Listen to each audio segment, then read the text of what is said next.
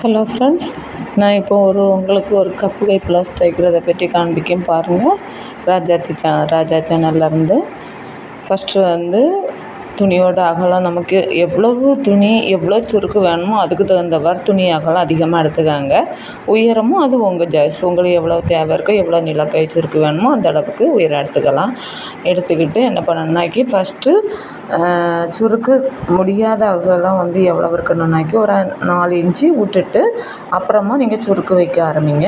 அதுக்கப்புறம் வலது பக்கம் 4 இன்ச்சு விட்டு அதே போல் இடது பக்கம் 4 இன்ச்சு விடணும்.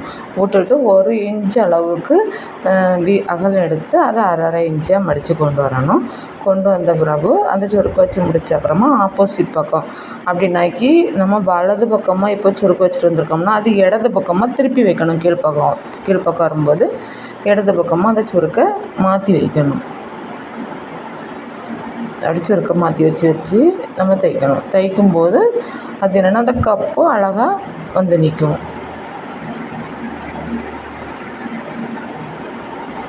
ஒரு சுருக்குக்கு மேலே ஒரு சுருக்காக எடுத்து வச்சுட்டு வரணும்.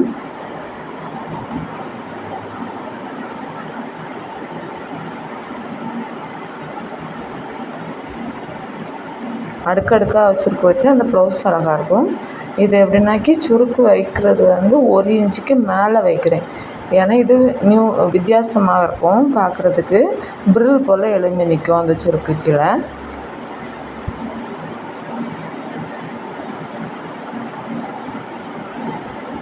சரி, ஷேப்புக்கு நம்ம மார்க் பண்ணி விட்ட பகுதி வந்தோன்னே அதை சுருக்கு வைக்கிறத முடிச்சிடணும். முடிச்சுட்டு ரிட்டன் இன்னொரு தையல் அதுக்கு மேலே நம்ம பதிவாக போட்டுக்கிட்டால் போதும். திருப்பி வச்சு அதே இடத்துல நம்ம தையல் போட்டிருந்து அதே பகுதியில் திருப்பி தையல் போடணும்.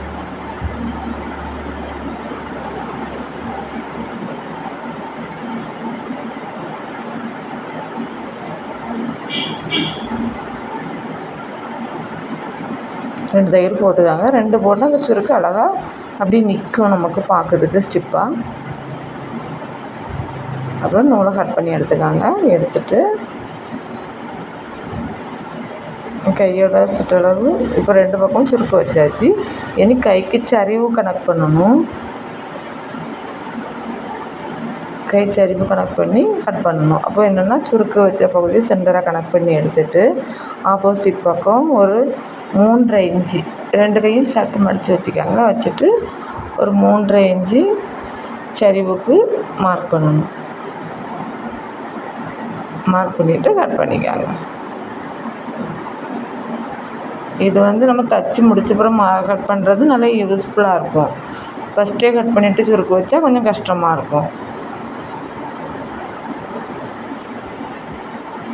கட் பண்ணி முடிச்சுட்டு பாருங்கள் ஃப்ரெண்ட்ஸ் எப்படி இருக்குன்ட்டு வீடியோ பாருங்கள், ஷேர் பண்ணுங்கள், லைக் பண்ணுங்கள். பாய்.